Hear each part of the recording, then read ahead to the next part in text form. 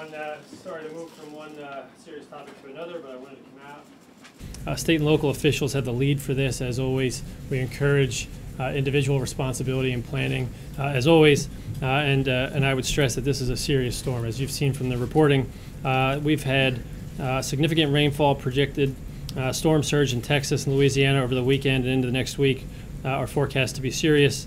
This could remain a dangerous storm for several days, and certainly we don't want to lose any life. Flooding, flash flooding, and other high wind damages, although we expect this to be a rain event more so than a wind event, neither of those things can be counted upon. So taking this seriously and preparing is very important. If I could, I'll try to stick to the themes of informing you, then maybe influencing, and then maybe inspiring. Maybe the last be a little bit. Governor John Bel Edwards in Louisiana has a strong handle on what he's doing, and Governor Abbott in Texas likewise. So what we'd like to do is reinforce their planning efforts, challenge the people in the path to be prepared, to listen to their institutions and their state and local governments. Now is not the time to lose faith in your government institutions. Those emergency managers giving you advice and making recommendations for you to evacuate are doing so with your best interest at heart. We encourage you to listen to them. Local government's preparations. If I could, I'll try to stick to the themes of informing you, then maybe influencing. What the president will do as we move forward is continue talking directly with them, directly with the governors. If they have any unmet needs, that's our problem. That's the president won't tolerate that. But he'll also continue talking to me and the Secretary, now Chief of Staff Kelly. And as we move out to Camp David, as you know, he's got the full resources and capability to communicate with us. Will the president sign an emergency declaration before? I'm under the impression that the governor of Texas has made that request, and it's at FEMA right now. Would you anticipate it tonight? If all the conditions are met and if it's appropriate to provide federal assistance, I believe the president will be very aggressive in leaning forward and declaring that disaster. So that we wouldn't be dealing with this in September. And what I have said before, I was also in and through and had a role at FEMA during Hurricane Katrina. I remember it very clearly, and had a role in helping our government write the lessons learned report from that. And so I think it's not just what's on my mind, but it's on the minds of all the emergency managers in our community, especially those in Texas and Louisiana.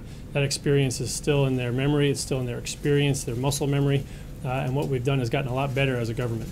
Congress has gotten better, passed laws to allow us the flexibility we need to employ, not just deploy, resources and assets in advance of an event, which Brock Long has marshaled heretofore. He'll employ those resources carefully if the state requests and we grant that declaration, which I suspect we might.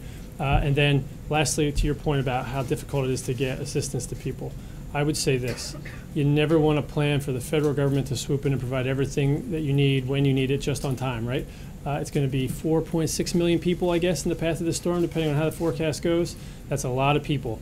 We encourage people to be ready, be prepared, take some responsibility for their own safety as the next 72 hours unfold.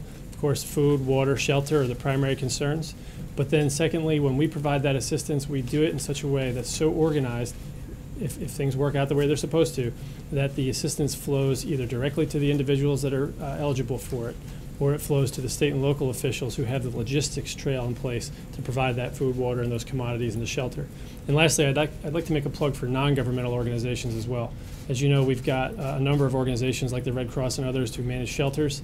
Those types of resources are imperative to the people that are confronting this peril, and I'd like to thank them for their work.